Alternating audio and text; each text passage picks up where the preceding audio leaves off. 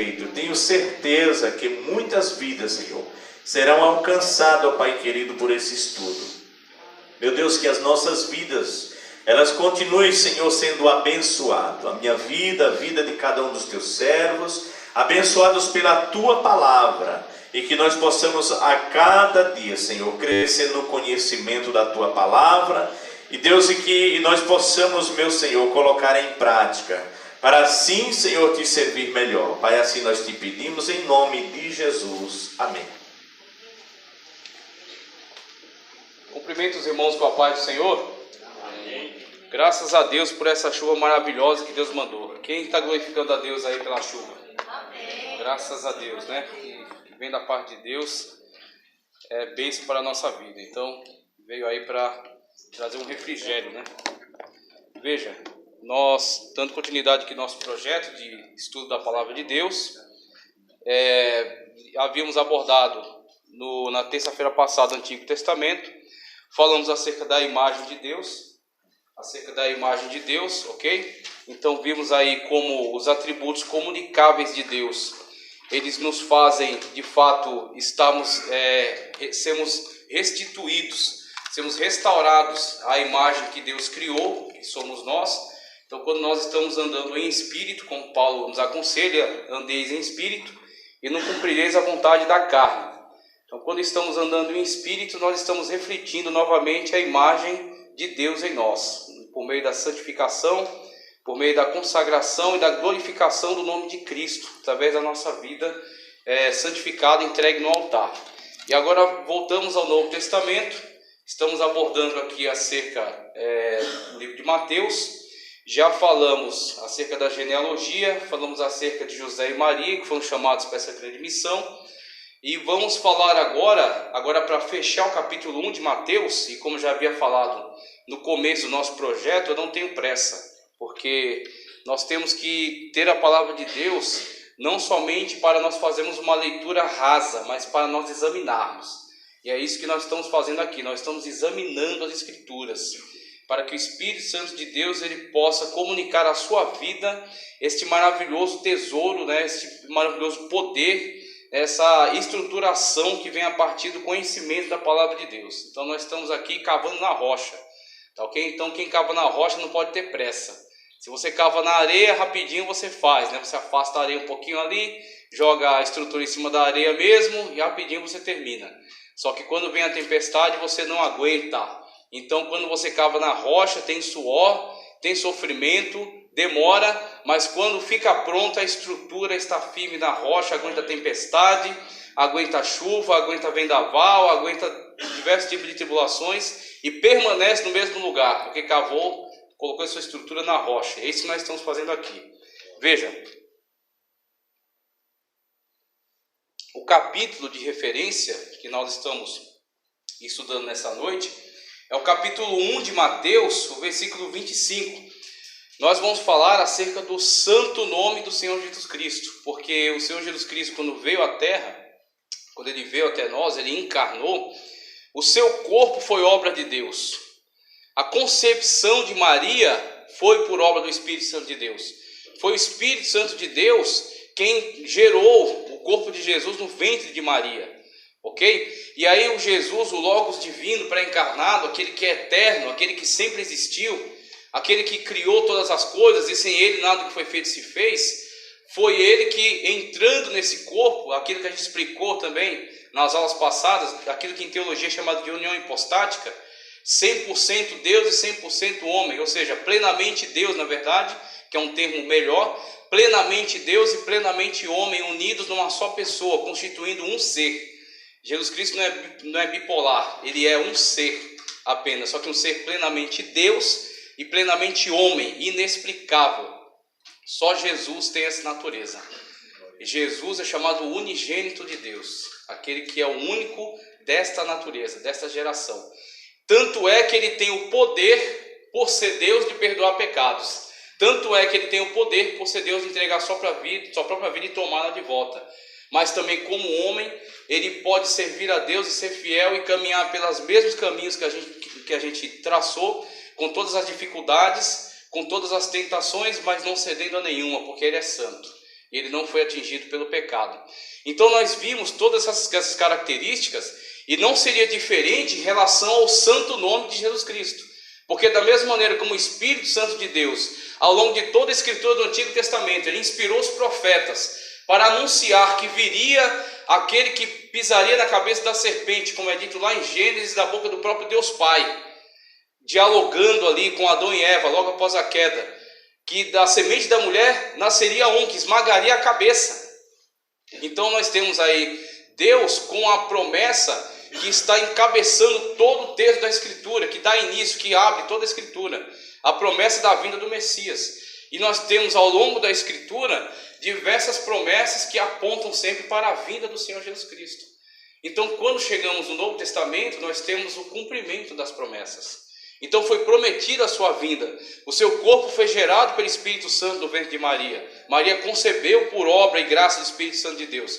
E não seria diferente em relação ao seu nome.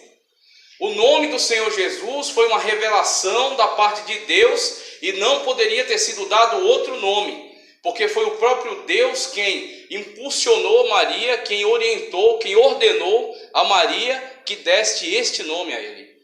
Ele será chamado Jesus. Então nós temos que compreender qual é a grandeza do nome de Jesus. A igreja que perde a dimensão do poder do nome de Jesus Cristo é a igreja que está perdendo exatamente a ferramenta espiritual mais poderosa que existe na face da terra. É uma igreja que está começando a apelar para rituais, que está substituindo o poder de Deus por certos rituais, certas práticas que são estranhas à palavra de Deus, são estranhas ao Evangelho. É quando você vê, muitas das vezes, a igreja lançando mão de fotografias das pessoas, para que as pessoas tragam a fotografia e aqui coloquem em cima do altar e mostrando essa fotografia como dizendo para Deus: é sobre esta pessoa aqui que eu quero que o Senhor lance a sua bênção, que o Senhor alcance. Diga para mim, será que você não serve a um Deus que é onisciente e que sabe de todas as coisas? E que conhece antes mesmo de você ter pensado em vir na igreja, Ele já sabia que você estaria aqui nesta noite, e Ele já sabia qual é a palavra que o seu coração necessita, não aquilo que você quer ouvir, mas aquilo que você precisa ouvir. Eu sirvo a um Deus que é presciente, eu sirvo a um Deus que é onisciente, eu sirvo a um Deus que antes do pensamento surgir na tua mente, Ele já sabia o que você ia pensar. Então um Deus desse não precisa que você traga foto para ele ver. Ele não precisa que você traga fronha, onde a pessoa reclina a cabeça para ser orado sobre a fronha, e a fronha ficar como que detendo um poder mágico, que quando a pessoa colocar a cabeça, aquele poder vai atingir a pessoa. Esse não é o Deus que eu sirvo, esse não é o Deus que você serve. Esse é um Deus estranho, é um Deus que está presente neste século, é um Deus que tem invadido muitas igrejas que abandonaram a palavra de Deus, é um Deus que tem se camuflado como o Deus verdadeiro para enganar aqueles que não têm estrutura, para enganar aqueles que não têm escritura sagrada, para enganar aqueles que não têm se dedicado a aprender da parte de Cristo. Quando nós aprendemos o que é a palavra de Deus, nós entendemos o que é o nome do Senhor Jesus Cristo, nós entendemos que só o pronunciar do nome de Jesus vai causar situações que vão alterar a história, vão causar situações que vão alterar a tua vida, vão causar situações que vão alterar o curso da maneira como as coisas estão acontecendo. Porque o nome do Senhor Jesus Cristo é o único nome por meio do qual nós devemos ser salvos. Porque o nome do Senhor Jesus Cristo tem todo o poder no céu, na terra e até no inferno. Porque o nome do Senhor Jesus Cristo é um nome que tem poder. Então, se nós não tivermos consciência do poder que existe, que tem, que há e que permanece, que continua no nome do Senhor Jesus Cristo, nós vamos acabar blasfemando, desrespeitando. Nós não vamos estar sendo abençoados e usando o poder que há no nome do Senhor Jesus Cristo e que está disponível para a sua igreja. Então o diabo, muitas das vezes, ele não consegue atacar a igreja de frente, ele não consegue deter a igreja, ele não consegue impedir a obra da igreja, porque a palavra de Deus diz que as portas do inferno não prevalecerão contra ela. Então o que o diabo faz? Já que ele não consegue deter a ação da igreja, ele tenta entrar na igreja sorrateiramente por meio de heresias. Ele tenta entrar no meio da igreja por meio de enganos. E ele tenta fazer com que a igreja perca a autoridade espiritual que foi dada.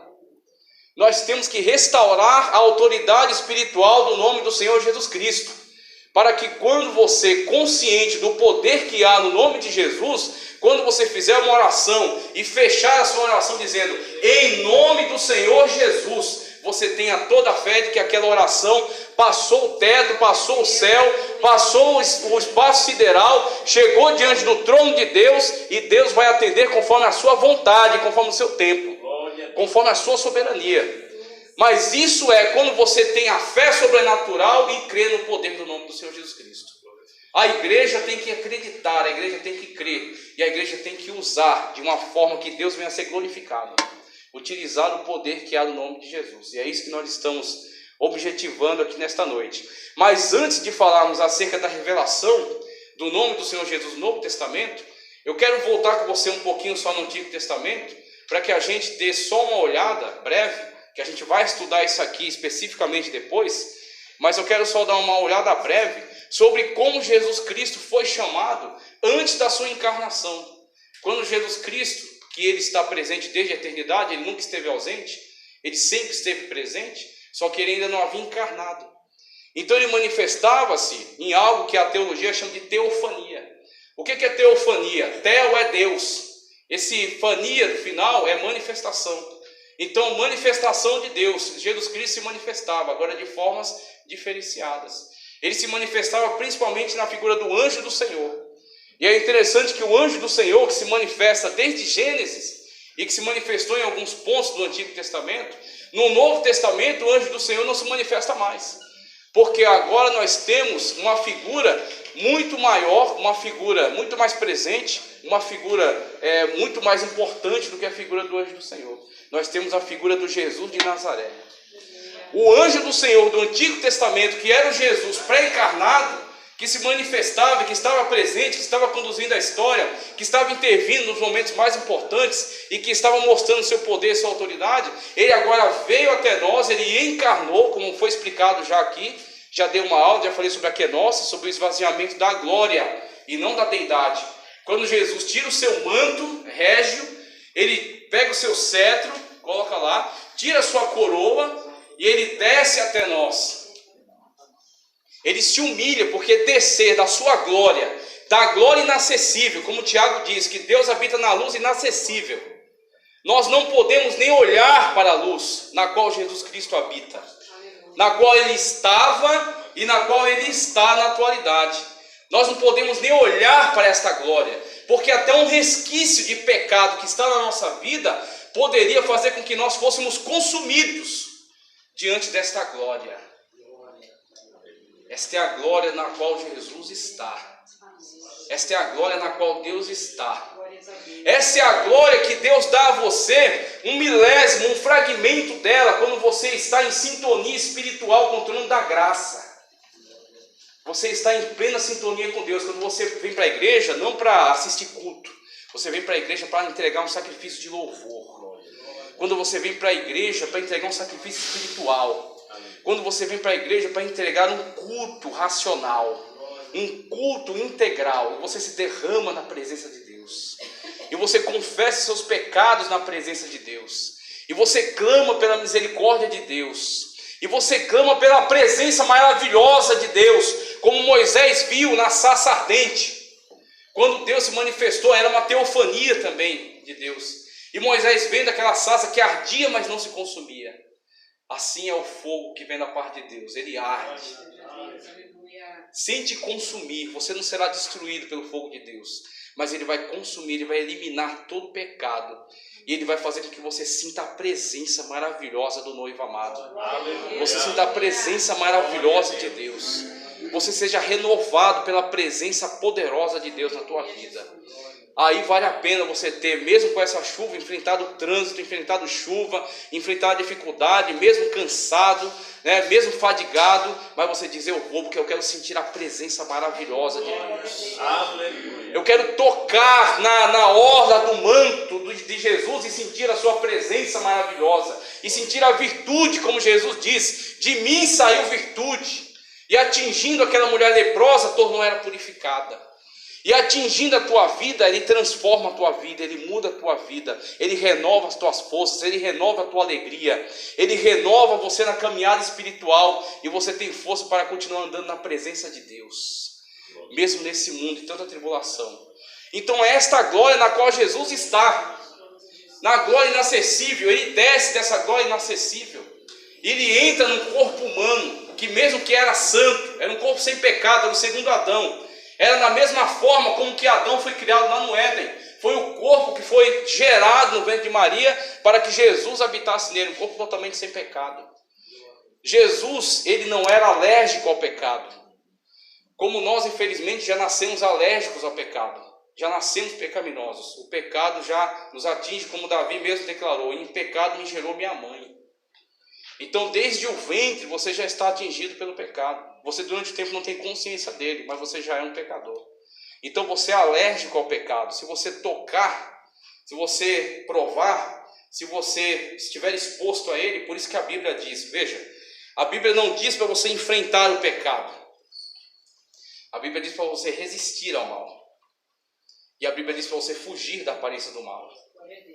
Você não deve enfrentar o pecado de uma forma irresponsável, se expor a uma situação na qual você sabe que é tentação e que pode te levar à queda, porque você estaria brincando com a sua vida espiritual. Você tem que fugir da aparência do mal. Por quê? Por causa do pecado que já habita nos seus membros, como Paulo fala: mesmo que na minha mente eu sigo a Cristo, nos meus membros habita outra lei. Essa é a lei do pecado. E você tem que respeitar a sua natureza defeituosa, e você não pode se expor a essas situações. Então veja, Cristo não tinha esse problema, porque Ele é plenamente santo, Ele é totalmente santo, Ele não tem qualquer resquício de pecado na sua vida, no seu corpo.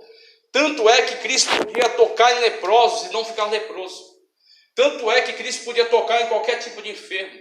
Tanto é que a pessoa podia tentar Cristo da maneira como quisesse, não ia obter resultado, porque Ele não é alérgico ao pecado, Ele é santo. E a santidade de Cristo recebeu em si mesmo o nosso pecado. Ele carregou o nosso pecado sobre Ele. E aí, carregando o nosso pecado sobre Ele, Ele nos transferiu a nós a sua justiça. A justiça que Cristo conquistou está sobre nós. Por isso, o sangue de Cristo nos purifica de todo pecado. Isso é maravilhoso, isso é a maior conquista que você possa ter na sua vida. É ter os teus pecados perdoados, teu nome escrito no livro da vida, e a presença de Deus constante sobre você, porque Ele disse: estarei com você até a consumação dos séculos. Você agora é templo e morada do Espírito Santo de Deus. O Espírito Santo de Deus está com você. Ele vai aonde você for.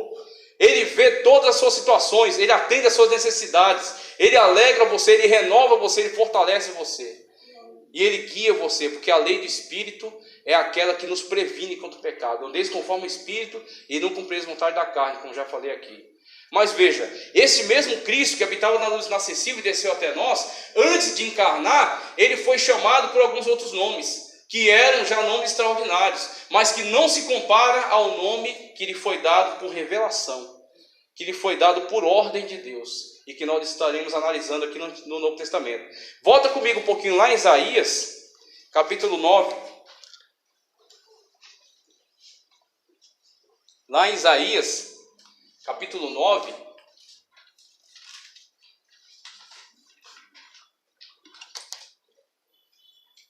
Isaías 9, versículo 6, para você ver por quais títulos o Senhor Jesus Cristo era chamado antes de encarnar. Veja só. Isaías 9, 6. Porque um menino nos nasceu. Claro que o profeta aqui, ele está nos trazendo uma revelação, o profeta Isaías, o profeta messiânico. Então ele está traçando um quadro da situação na qual Cristo nascendo, Ele é o sinal da presença de Deus entre nós. Ele é o sinal do cumprimento das promessas de Deus. Ele é o sinal de que Deus está intervindo na história humana. Ele é o sinal de que Deus está abrindo uma grande porta de salvação para toda a humanidade. Então Isaías está no seu tempo, na sua época, refletindo uma situação do futuro, uma situação que virá. Então veja o que ele diz aqui, ó. Um menino nos nasceu, porque um menino nos nasceu, um filho se nos deu, e o principado está sobre os seus ombros. principado, o governo, a autoridade, o poder.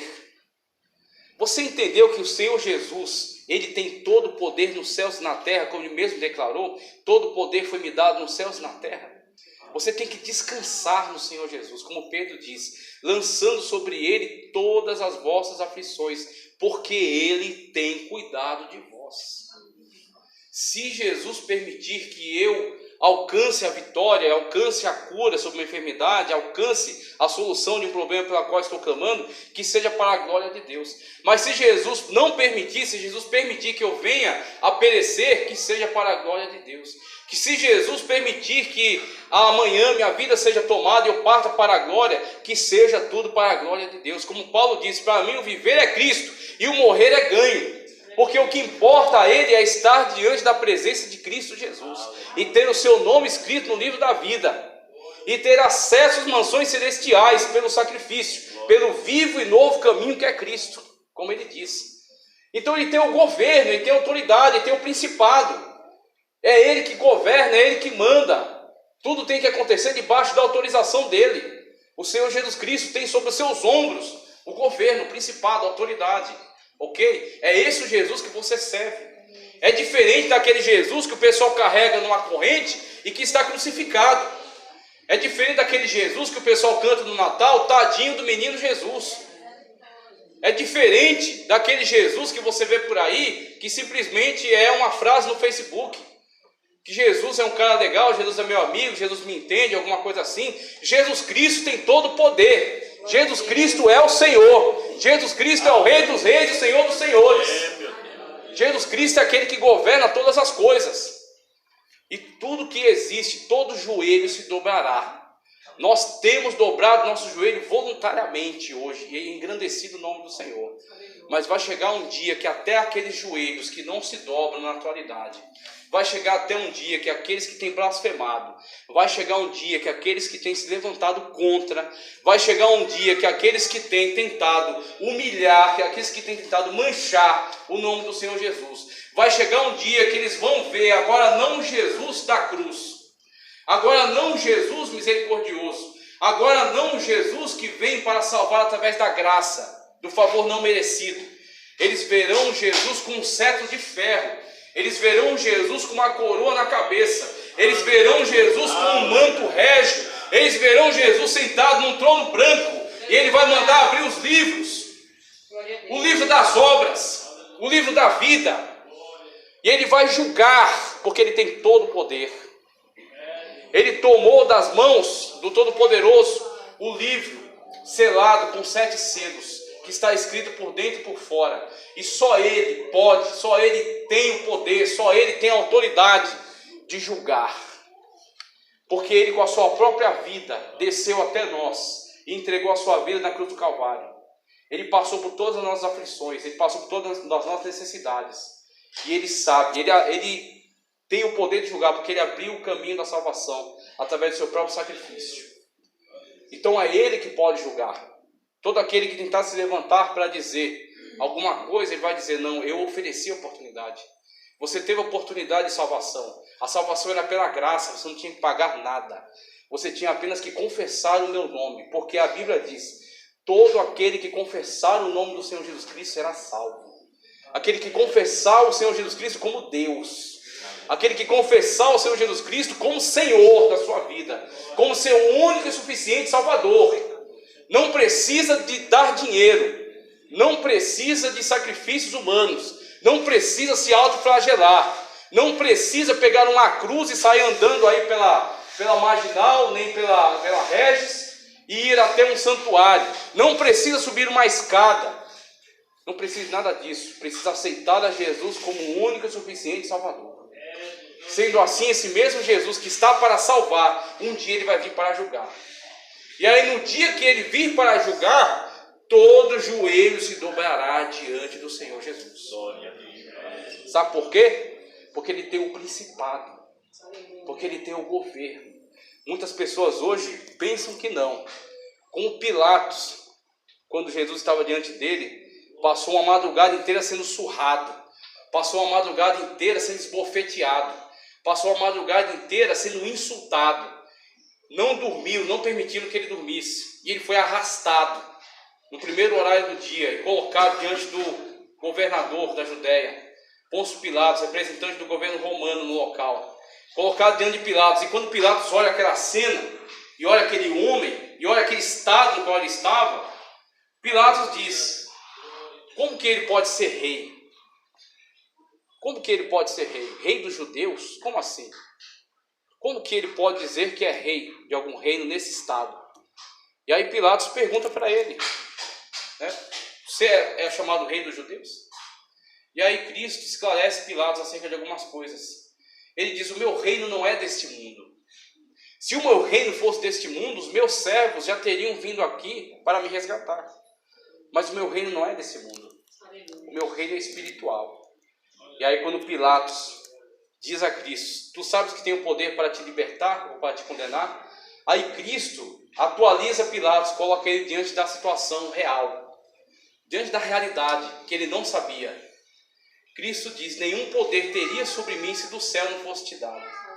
Tudo aquilo que acontece está debaixo da ordem, está debaixo do governo, está debaixo da autoridade de Deus. Deus não perdeu o controle sobre a história. Ou é a vontade perfeita de Deus que se cumpre sobre a nossa vida quando nós estamos ao pé da cruz, ou é a permissão de Deus que nós temos visto no mundo, a tolerância, a paciência de Deus com tudo isso que tem acontecido. Mas vai chegar o dia do acerto de contas. Vai chegar o dia do juízo. E aquele que teve oportunidade e jogou fora, naquele dia vai chorar lágrimas de sangue.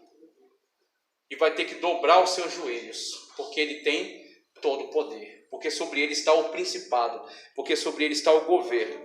Porque o menino nos nasceu, um filho se nos deu, e o principado está sobre os seus ombros, e o seu nome será maravilhoso, extraordinário. Que esses qualitativos, eles nos descrevem apenas um relance, apenas um aspecto, apenas algo mínimo acerca daquilo que Jesus Cristo é, porque não caberia em palavras, não caberiam em letras, não caberiam em textos, porque o seu nome será maravilhoso, conselheiro, Deus forte, Pai da eternidade e príncipe da paz.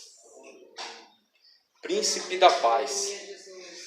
Essas são as características que foram dadas acerca de Jesus. Olha, o nome dele terá essas características. Aqui é simplesmente um resumo. O nome que será dado a este menino, que no profeta, na linguagem dele aqui diz: um menino nos nasceu. Ainda não nasceu na época dele, mas já nasceu e já está presente, e já cresceu, e já fez a obra, e já entregou a sua vida na cruz, e já ressuscitou ao terceiro dia, e já se assentou num trono de glória, como Estevão viu quando estava sendo apedrejado, e também está no nosso meio, como ele mesmo prometeu, que onde estão 2 ou 3, estou eu ali no meio deles. E como ele diz em Apocalipse, que passeia no meio das igrejas. Ali Isaías ainda não tinha visto, mas nós já vimos. Isaías ainda estava esperando para o futuro, mas para nós já é presente. Jesus Cristo é maravilhoso. Ele é maravilhoso na minha e na tua vida. Tudo aquilo que ele tem feito, tudo aquilo que ele é. Ele é maravilhoso.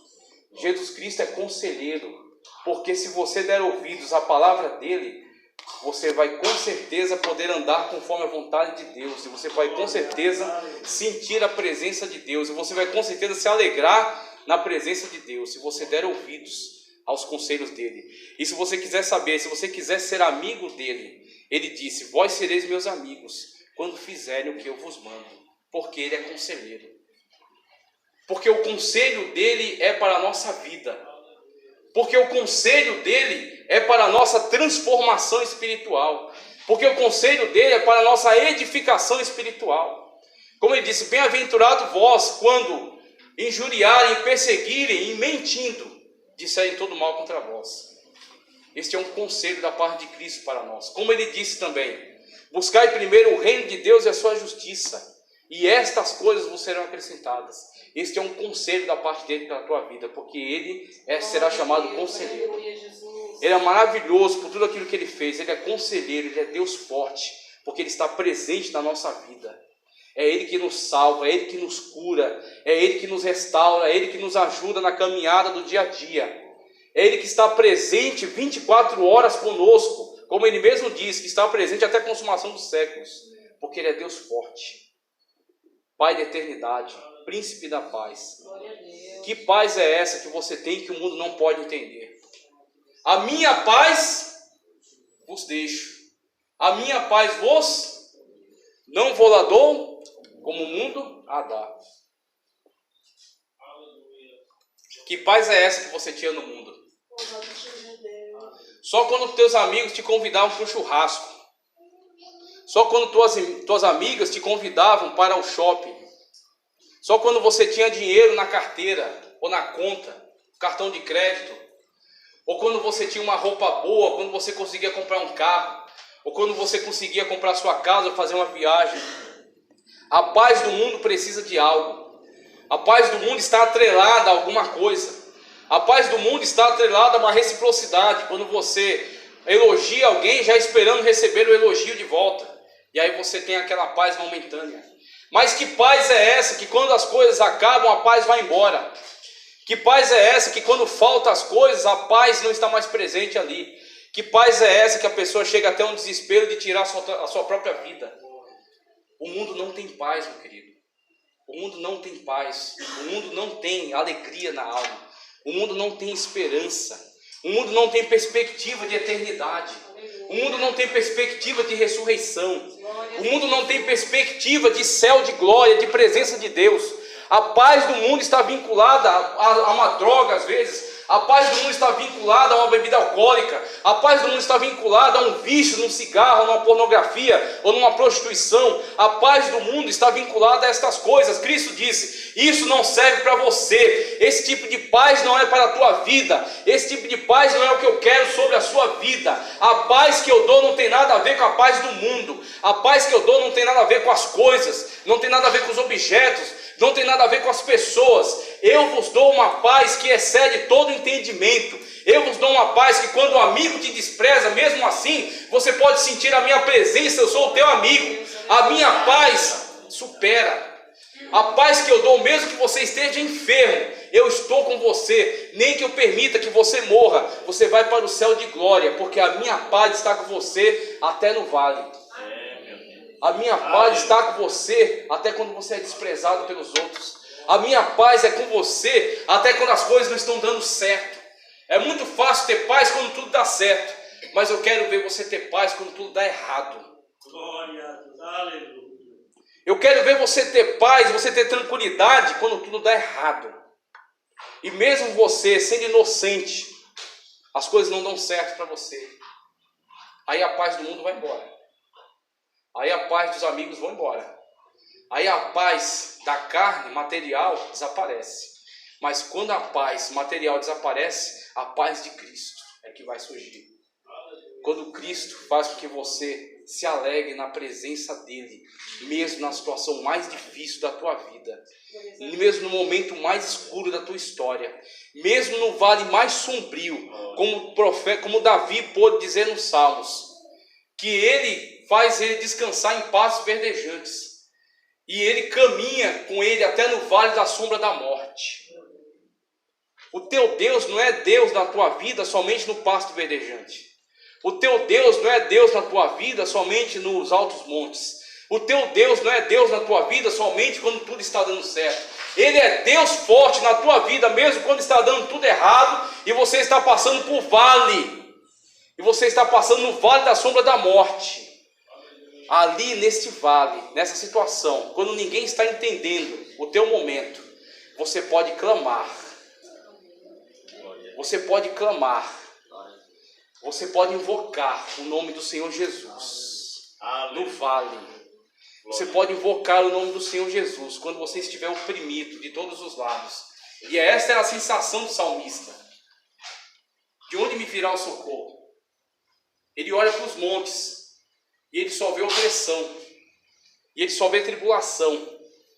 E ele só vê perseguição. Ele diz, de onde me virá o socorro? O meu socorro não vem dos montes, o meu socorro vem de cima. O meu socorro vem do Senhor que criou os céus e a terra. O salmista diz que para onde irei da tua presença, dos teus olhos? Mesmo que coloque a minha cama no abismo, Tu estás lá comigo. O Senhor Jesus Cristo está com você, aonde quer que você esteja, aonde quer que você precise, aonde quer que você vá, a situação qualquer que você passe, o momento qualquer que você estiver enfrentando, você vai invocar o nome do Senhor Jesus e Ele vai ser a tua salvação.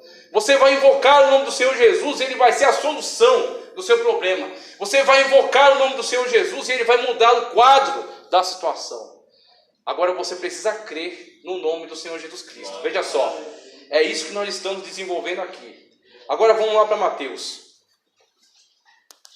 Vamos lá para Mateus capítulo 1, hein? Mateus capítulo 1, versículo 25. Mateus capítulo 1, versículo 25, que diz... Perdão, 24, 1, 24.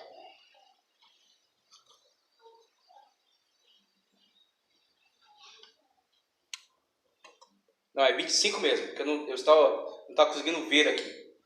25, Mateus 1, 25. E não a conheceu. Não a conheceu, essa é uma linguagem bíblica, ok? Uma linguagem, um eufemismo, né? Não teve relação sexual com ela, já era sua esposa, já havia sido prometida a ela, e agora já estavam de fato morando juntos, já estavam concluído, né, este contrato de casamento. Só que não a conheceu, não teve relação sexual com ela. Com quem? Com Maria. José não teve relações sexuais com Maria até que deu à luz. Então o Filho de Deus, Jesus Cristo, foi gerado pelo Espírito Santo no ventre de Maria. Maria sendo uma virgem, como a gente já estudou aqui. Então não a conheceu. Deus sabe com quem Ele confia a sua obra. Deus sabe com quem Ele confia a sua missão. Por isso que Ele levantou este homem de Deus chamado José. E José cuidou ali da serva de Deus, da Maria, até que ela deu à luz um filho. E aqui chega o nosso propósito. Não a conheceu até que deu à luz seu filho, o primogênito, e pôs-lhe o nome de Jesus. O nome do Senhor Jesus foi um nome dado por Deus. O nome do Senhor Jesus foi um nome revelado. O Senhor Jesus Cristo, toda a sua constituição, seu corpo, sua vinda, foi profetizada ao longo do Antigo Testamento. Seu corpo foi gerado no ventre de Maria por obra e graça do Espírito Santo de Deus. E o seu nome foi profetizado. Seu nome foi dado por ordenança de Deus. Deus, quando enviou o seu anjo para fazer um anúncio, e o anjo Gabriel se apresenta a Maria e saúda ela, e ela não entende aquela saudação, e ela fica estupefata. Só que aí o anjo faz aquelas declarações, esclarece para ela, e o anjo fecha a sua declaração, a sua mensagem da parte de Deus, com esta ordenança. E ele será chamado Jesus. Sendo ele Jesus, ele é o Emanuel. O Emanuel é um qualitativo para o Senhor Jesus Cristo. O Emanuel é o Deus conosco. É o Deus presente no nosso meio. É a salvação que foi dada à humanidade. É o Deus que saiu da glória, da luz inacessível, da sua glória, do seu trono, do seu manto, da sua majestade, e se esvaziou, não da sua deidade, porque ele continua sendo Deus, mas se esvaziou da sua glória. E desceu até nós, e está presente aqui neste lugar, está presente aqui nesta hora e neste momento, recebendo a tua adoração, recebendo o teu culto, recebendo o teu sacrifício que você veio entregar a Ele nesta noite. O Deus conosco, o Emanuel. Agora veja, foi-lhe dado o nome de Jesus. É bom entendermos porque existem alguns movimentos que têm construído algumas ideias e tem propagado isso como sendo verdade. E muitas das vezes elas são ideias até complexas, eles deixam assim, fazem uma concatenação de argumentos, só que não necessariamente são verdadeiros. Então existem alguns chamados adeptos do nome Yehoshua ou Yahushua, ok? E eles declaram que dizer, falar, pronunciar o nome Jesus é uma blasfêmia.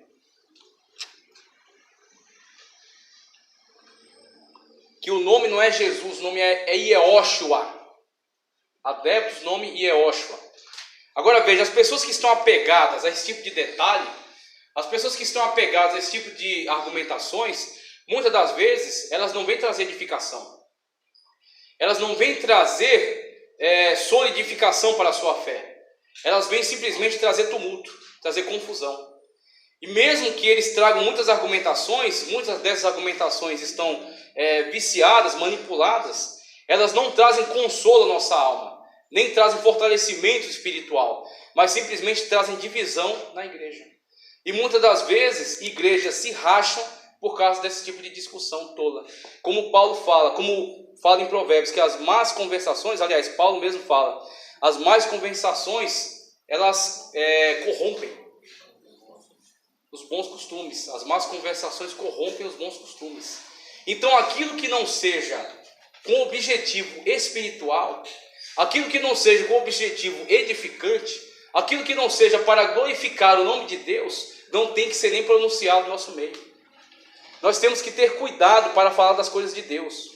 Nós temos que ter cuidado para falar acerca das coisas relacionadas à Sagrada Escritura. Porque tudo aquilo que nós abrimos a boca para falar tem que ser para a glória do Senhor Jesus Cristo. Tem que ser para a edificação da igreja.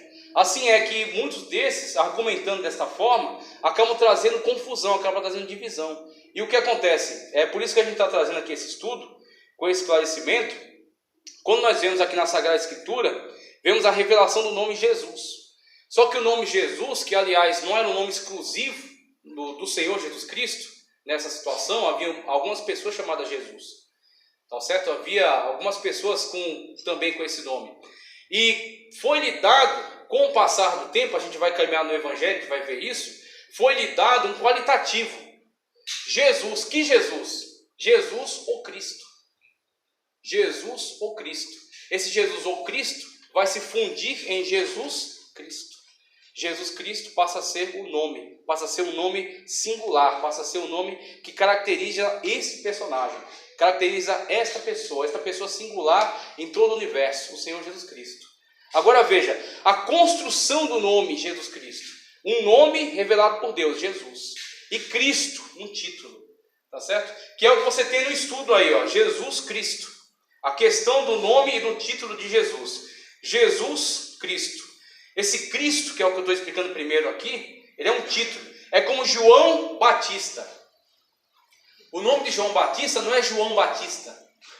O nome de João é João. João, filho de Zacarias. João ben Zacarias, talvez. Então, João, filho de Zacarias, né, aquele sacerdote que Deus revelou o nascimento do seu filho João. Ok? Então, João o Batista. Por quê? Porque batizava, obviamente. Então, a prática dele de batizar foi incorporada ao seu nome. É como hoje acontece com uma pessoa com a sua profissão. Ah, é José. Que José? O José mecânico. Ah, é o Joaquim. Que Joaquim? O Joaquim sapateiro. Então, o seu ofício pode ser incorporado ao seu nome. E aqui em João Batista acontece algo semelhante. João o Batista. João, aquele que batizava. Agora, em relação a Jesus. Jesus também foi chamado Jesus o Nazareno, por causa da cidade de Nazaré, e principalmente por causa do escândalo que causava quando uma pessoa dizia: eu conheço um profeta de Nazaré. E aí Natanael, né, quando Filipe apresenta a Natanael, Natanael diz, né, pode vir alguma coisa boa de Nazaré? Por causa da situação geográfica na qual Nazaré estava. Nazaré era próximo da Galileia. E a Galileia, conforme o próprio profeta chama profeticamente, né, o profeta Isaías, falando, né, acerca da condição na qual estará esta região, diz Galileia das nações. Ou seja, os estrangeiros vão habitar ali, e por causa das suas práticas idolátricas, seus cultos devassos, e por causa das situações, né, da criação de porcos que havia ali, das práticas de ídolos, né, das práticas de jogos, ele é chamado Galileia das nações, lugar de trevas. Lugar de intensas trevas. E diz que a luz brilhou. E quando essa luz brilhou, essa luz chama-se Jesus. Jesus nasce em Belém, muda-se para Nazaré. E em Nazaré ele passa a transitar ali pela Galileia e levar a salvação no lugar de intensas trevas. É onde Jesus disse: eu não vim para os que são mas para os que são doentes. Então era um lugar certo para ir trabalhar. E aí Jesus foi chamado também Jesus Nazareno, por causa do lugar onde ele cresceu. Não nasceu, mas no lugar onde ele cresceu. Cresceu em Nazaré. Então quando alguém anunciava: conheço um profeta de Nazaré, isso causava, logo já sabiam de quem estava falando. Estão falando de Jesus. Jesus o Cristo. Jesus Cristo. Cristo. Ró Christos, do grego, ou ungido. Esse Cristo, ele também no hebraico é chamado Mashiach, ou Messias. Jesus, o Messias. Jesus, o ungido. Jesus, o enviado de Deus. Aquele que veio trazer salvação da parte de Deus para nós. Como ele mesmo leu na primeira ocasião em que ele esteve na sinagoga de Nazaré, fazendo uma leitura oficial, e ele faz a leitura da grande promessa que está em Isaías, acerca do ano aceitável do Senhor. Quando ele lê aquela palavra do ano aceitável do Senhor, de libertação dos cativos, cura dos enfermos, perdão de dívidas, ele está declarando naquela leitura aquilo que ele veio fazer, a sua missão, aquilo para o qual ele foi enviado. Ali ele se posicionou, ele se revelou como o Messias. Jesus o Messias, Jesus o Cristo. Então, a partir daquele momento, as pessoas vão começar a olhar para Jesus e a entender quem é Jesus. Quem é Jesus de Nazaré? O que Jesus de Nazaré veio fazer entre nós? O Jesus de Nazaré é o Jesus Cristo. O Jesus de Nazaré é o Jesus ungido da parte de Deus. É aquele sobre quem, quando saiu das águas do Jordão, batizado por João Batista, não para arrependimento de pecado, porque ele não tem nenhum pecado, mas para que se cumpra toda a justiça, como ele mesmo disse. O céu se abre, o Espírito Santo desce sobre ele, como forma corpórea de pomba, para que todos vejam, para que fique muito claro para todas as pessoas quem é aquele que está saindo da água. João Batista diz: ele é o Cordeiro de Deus que tira o pecado do mundo. Ele é o Cordeiro de Deus.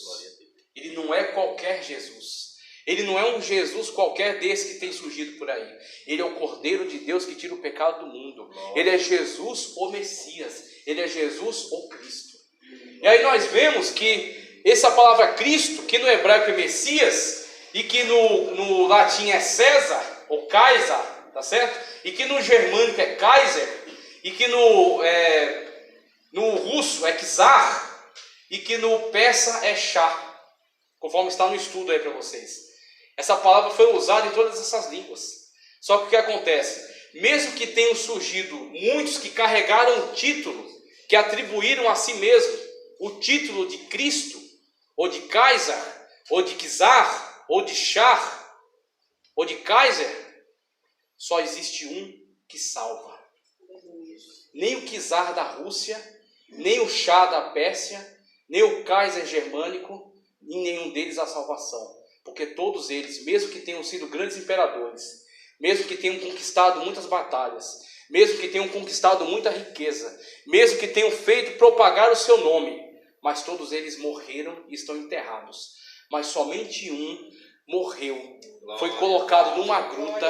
A porta da gruta não resistiu quando o anjo foi enviado, foi aberto o sepulcro, e quando as mulheres chegaram pensando que iam encontrar um corpo, encontraram somente os anjos e perguntaram: aonde está o corpo, para que nós possamos prepará-lo? E o anjo alertou: por que buscas o que vive? Por que busca entre os mortos aquele que vive? E elas tiveram o encontro que nós tivemos também, o encontro com o único Cristo. Muitos podem dar a si mesmo o nome de Cristo. Muitos salvadores têm aparecido, como Jesus Cristo disse: virão muitos em meu nome. Muitos têm se levantado e têm afirmado que são salvadores. O salvador da pátria, o salvador da economia, o salvador de tantas as coisas. Mas só existe um que salva de verdade. Esse chama-se Jesus Cristo, o Salvador. Aquele através do qual nós temos sido salvos. Aquele único por meio do qual nós somos salvos. Aquele que a Bíblia diz que é o caminho. Porque não existe caminhos. Buda não é o caminho. Confúcio não é o caminho. Maomé não é o caminho. Né? Allan Kardec não é o caminho.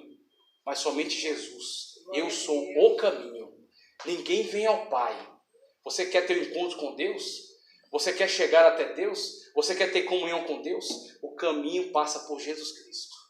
Eu sou o caminho, eu sou a verdade e eu sou a vida. Somente Ele tem a vida, porque Ele é o autor da vida. É Ele que nos dá vida e a nossa vida está guardada nele. Então veja, Ele é o Cristo. Ele é o único dentre todos esses que se levantaram dizendo que são Cristos. Somente Ele é o Cristo, somente Ele ressuscitou e somente Ele pode nos salvar. Agora aí em relação a Jesus, como você tem aí, ó, do hebraico, tá certo? Yeshua. Só que esse Yeshua, tá certo? Do hebraico que foi aplicado a Cristo, Yeshua, ele tem sua origem em Yehoshua. Yeshua tem sua origem em Yehoshua. O que é esse Yehoshua, conforme está presente aí no estudo? Yehoshua é Josué. O nome Jesus é o equivalente ao nome Josué, só que ele é um resumo do nome Josué. Ele é um nome resumido. Então, o nome Jesus é equivalente ao nome Josué. O nome Yehoshua, ou Josué, é o nome que estava presente no Antigo Testamento. Agora, Israel teve um período histórico pelo qual ele passou pelo cativeiro na Babilônia. No cativeiro babilônico, houve uma modificação na língua. A língua judaica sofreu uma modificação, desde antes do cativeiro, passando pelo cativeiro babilônico, depois retornando. No cativeiro babilônico, eles tiveram contato com uma língua chamada aramaico. O aramaico, ele modificou algumas características do hebraico. E assim, algumas palavras do hebraico antigo, elas sofreram uma alteração para o hebraico da época de Cristo. Então, quando nós temos o Yeshua, ele é o mesmo que Josué do Antigo Testamento, que é o Yehoshua. O Yehoshua do Antigo Testamento é o Yeshua do Novo. E o Yeshua do Novo Testamento foi traduzido para o grego. Quando você traduz para o grego, o que o grego está fazendo com o Yeshua? Ele não está traduzindo de uma forma perfeita, mas está transliterando. Ele está tentando manter a sonoridade apenas. Porque o nome Yeshua não existe no grego. Então você vai pegar as letras do grego e vai tentar dar o mesmo som. É aquilo que a gente faz aportuguesando algumas palavras do inglês. Então a gente pega umas palavras inglesas e dá uma portuguesada nela. Né? Então a gente tenta manter a sonoridade de alguma forma. Assim o grego fez com o nome Yeshua. Yeshua do hebraico e Yesous do grego. Yesous Christos. Jesus Cristo. Então esse grupo, adeptos do nome Yehoshua, não tem nenhuma razão para dividir a igreja por causa disso. Às vezes coisas que se apresentam para nós como coisas extraordinárias, elas são pequenas. Só que o problema é que às vezes uma coisa pequena pode causar um grande dano. Pode causar um grande prejuízo. E às vezes você vê irmãos brigando.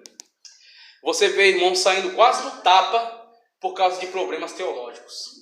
Aí faltou maturidade e faltou crescimento espiritual. Por isso que a gente está trazendo esses estudos aqui.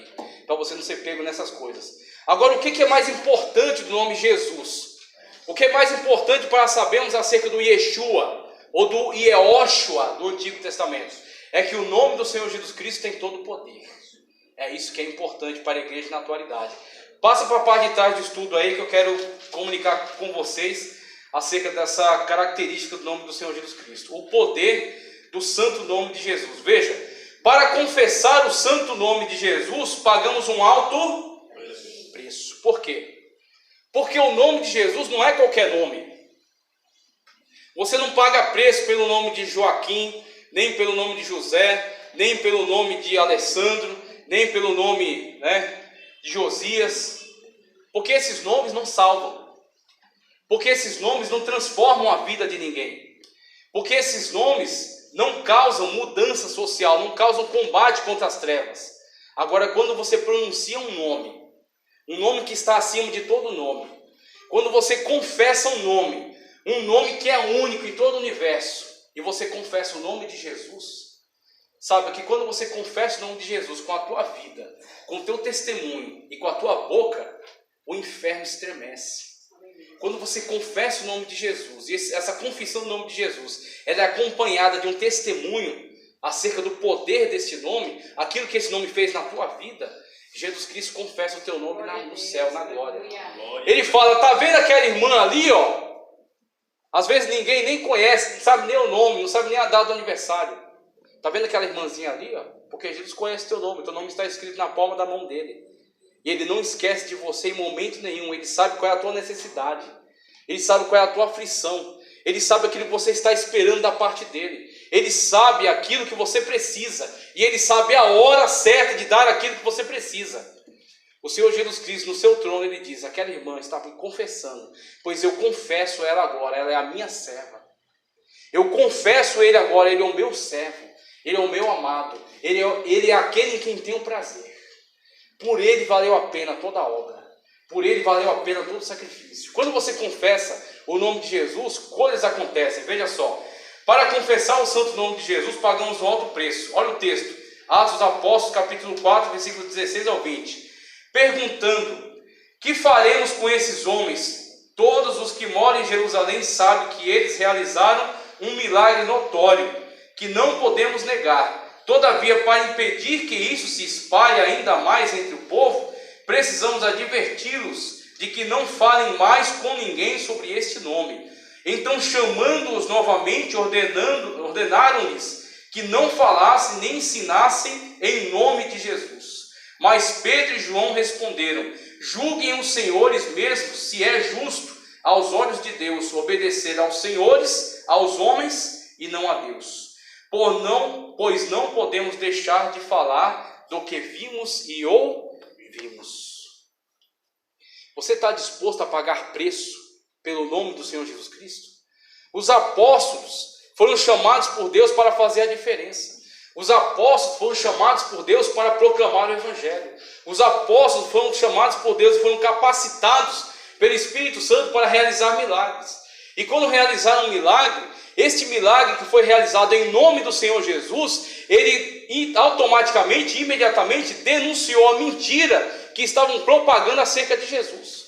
Os fariseus, os saduceus, os zelotes, se voltando contra a obra de Deus, dizendo que Jesus havia morrido, dizendo que Jesus não existia mais, dizendo que Jesus era uma fraude, dizendo que Jesus era uma mentira, Jesus era uma invenção. Só que tem um detalhe, quando os apóstolos passaram pela entrada do templo, pediram uma esmola, e eles deram algo muito maior do que esmola, eles disseram, seja curado agora em nome do Senhor Jesus.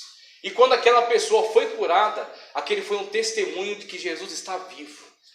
Aquele foi um testemunho de que Jesus tem poder. E quando isso aconteceu, as hostes espirituais da maldade se revoltaram contra ele e tentaram impedir esta obra. Agora, será que é diferente na tua vida? Quando Deus faz um milagre através da tua vida e glorifica o nome dele através da tua história, no lugar onde você está, não espere aplauso, espere perseguição. Espere levante. Por quê? Porque o espírito que está no mundo combate contra o espírito que está na tua vida. Então é quando vai se levantar perseguição no teu trabalho, é quando vai se levantar perseguição na tua faculdade, na tua escola, na tua vila, no teu bairro, no teu convívio, e as pessoas vão querer se levantar contra você, por causa do santo nome de Jesus que está sobre a tua vida, e por causa do Espírito que está nelas. Agora, saiba de uma coisa, se você permanecer firme na presença de Deus, se você continuar glorificando o nome do Senhor Jesus, se você continuar mantendo o seu testemunho, o Senhor Jesus Cristo vai honrar sobre a tua vida. O Senhor Jesus Cristo vai confirmar a obra sobre a tua vida. O Senhor Jesus Cristo vai garantir você pela sua poderosa mão, como o Senhor Jesus Cristo garantiu a vida dos apóstolos. Os apóstolos, mesmo diante da morte, eles não recuaram. Assim também a igreja na atualidade, ela precisa confessar o nome de Jesus com a sua vida. Ela precisa confessar o nome de Jesus através das suas obras. Mesmo que venham perseguições, mesmo que venham tribulações, mesmo que o mundo se levante, continue confessando o nome do Senhor Jesus através da tua vida. Temos que nos tornar dignos pela obra do Espírito para confessar o nome do Senhor Jesus Cristo. Veja só, segunda carta de Paulo aos Tessalonicenses, capítulo 1, versículos 11 e 12. Olha o que diz: conscientes disso, oramos constantemente por vocês, para que o nosso Deus os faça dignos da vocação e, com poder, cumpra todo o propósito e toda a obra que procede da fé. Assim o nome do nosso Senhor Jesus será glorificado em vocês, e vocês nele, segundo a graça de nosso Deus e do Senhor Jesus Cristo. O apóstolo Paulo, falando com a igreja de Tessalonicenses, ele não enganou aquela igreja. Ele não ludibriou. Ele não quis passar um evangelho para eles, um evangelho de mar de rosas, um evangelho de facilidades, um evangelho de que você faz alguma coisa e você vai conseguir um resultado rápido, de que você dá um dinheiro e você vai conseguir aquilo que você quiser. Não. O apóstolo Paulo disse: olha, agora que vocês tiveram conhecimento acerca do Jesus Cristo, acerca do Deus que salva, acerca do Deus conosco, acerca do Deus forte, Pai da eternidade e Príncipe da paz, agora que vocês têm a esperança de vida eterna e de salvação em Cristo Jesus, saiba de uma coisa, a coisa vai ficar muito difícil. Jesus Cristo disse, presta atenção, não vim trazer paz à terra, mas espada. Essa palavra, muitas das vezes, ela é ignorada por muitas pessoas. Ele não veio, entenda essa palavra. Ele não veio trazer paz à terra. Por quê? Porque o Deus desse século, presta atenção, o Deus desse século cegou o entendimento dos homens, para que eles não tenham conhecimento da verdade. Então, João diz na sua carta, aquele que se constitui amigo do mundo, se faz inimigo de Deus. E o inverso também é verdadeiro. Aquele que se faz amigo de Deus, automaticamente declarou guerra ao mundo. Automaticamente se tornou inimigo do mundo. Por isso que o mundo não te aceita. Por isso que o mundo não gosta de você. Por isso que o mundo não recebe a igreja. A igreja não tem espaço no mundo. A igreja está peregrinando neste mundo da mesma forma como Israel estava peregrinando no deserto. Deserto não é lugar para Israel. Israel tem que chegar em Canaã. Da mesma forma, o mundo não é lugar para a igreja. A igreja tem que chegar em Nova Jerusalém, tem que chegar na glória, no céu. Aqui você é passageiro. Aqui não tem lugar para você. Aqui não vai dar certo para você mesmo. As pessoas não vão ser favoráveis a você. E é isso que Paulo pregava. Paulo pregou isso em Tessalonicenses, lá na igreja de Tessalônica. E aí ele disse, o que eu estou fazendo por vocês? Estou orando. Orando seriamente por vocês. Para quê? Para que vocês sejam dignos do nome do Senhor Jesus Cristo. Será que Jesus Cristo é glorificado na tua vida? É isso, é a preocupação de Paulo. Será que Jesus Cristo é glorificado nas tuas palavras? Será que Jesus Cristo é glorificado nas tuas atitudes? Será que Jesus Cristo é glorificado nas tuas decisões? Será que Jesus Cristo é anunciado, é glorificado, é exaltado através da tua vida? Essa é a preocupação do apóstolo Paulo e esta é a nossa preocupação na atualidade. Você tem que glorificar a Cristo no meio desta terra e você tem que, mesmo pagando um alto preço, permanecer firme nele, porque brevemente a trombeta vai soar, o Senhor Jesus Cristo vai aparecer e a igreja vai ser arrebatada com ele nos ares. E Paulo disse que será num piscar de olhos. Nós seremos transformados, aqueles que morreram no Senhor serão ressuscitados e todos nós nos encontraremos com ele nos ares. Você precisa estar pronto para este grande momento. Aleluia. E Paulo diz, a minha preocupação por vocês é que vocês sejam dignos do nome de Cristo. Não é qualquer um que devia abrir a boca para falar do nome de Jesus. Não é qualquer um, porque Ele é Deus, porque Ele é Senhor, porque Ele é santo, porque Ele é todo poderoso, porque Ele é todo poderoso, porque Ele é o único que salva. Não é todos que deviam abrir a boca para falar do nome de Jesus. Deviam primeiro se consagrar, deviam primeiro se santificar, deviam primeiro se humilhar na presença de Deus, para abrir a sua boca e confessar o santo nome de Jesus, o nome que tem todo o poder nos céus e na terra. Veja só, é a preocupação de Paulo e é a preocupação da igreja hoje. Precisamos ser humildes para não envergonhar o santo nome de Jesus Cristo. Veja, carta de Paulo aos Filipenses 2, 5 ao 11. Seja a atitude de vocês a mesma de quem? Qual é o nosso referencial? Nosso referencial não é o cantor, não é o pregador, não é o pastor, não é o líder, não é o apóstolo.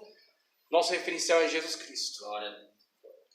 O caminho que Ele fez, o caminho que Ele traçou, o caminho que abriu, é o caminho para o céu. O caminho para o céu passa pela humilhação.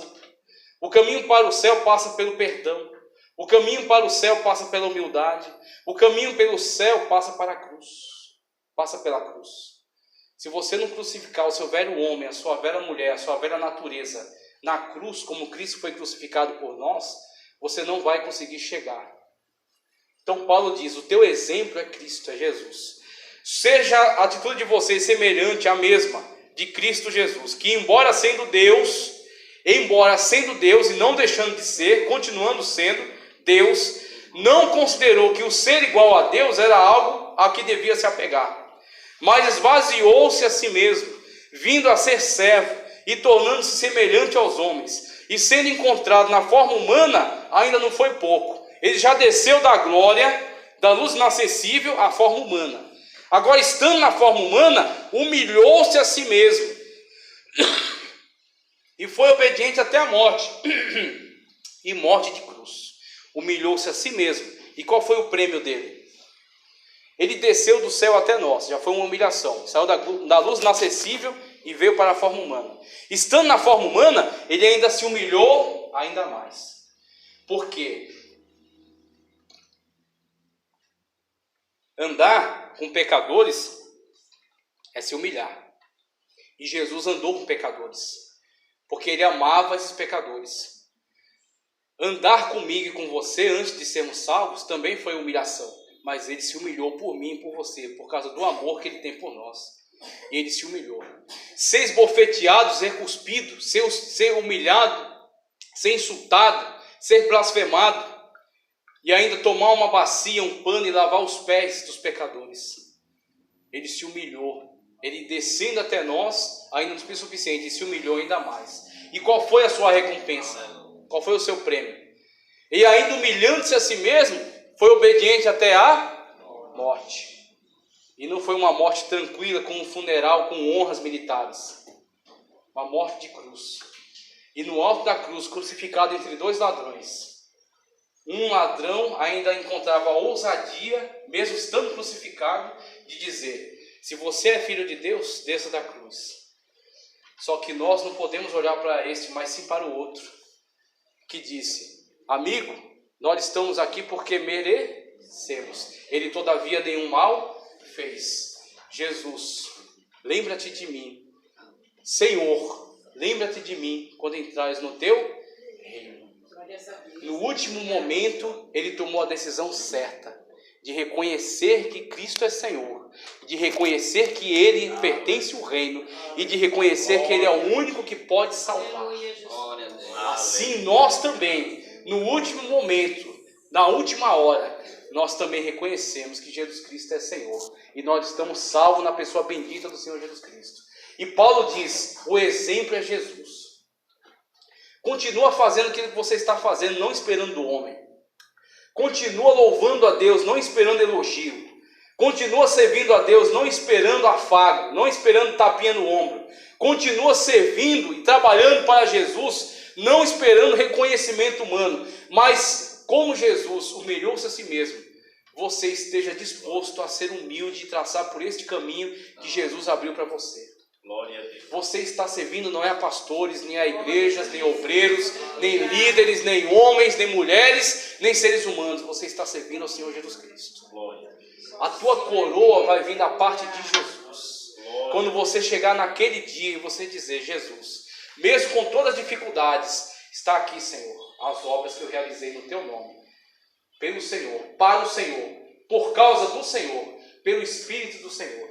E Jesus Cristo vai dizer: pois bem, servo bom e fiel, entra para o gozo do teu Senhor e recebe agora a tua recompensa. Aleluia. Que vem da parte de Deus.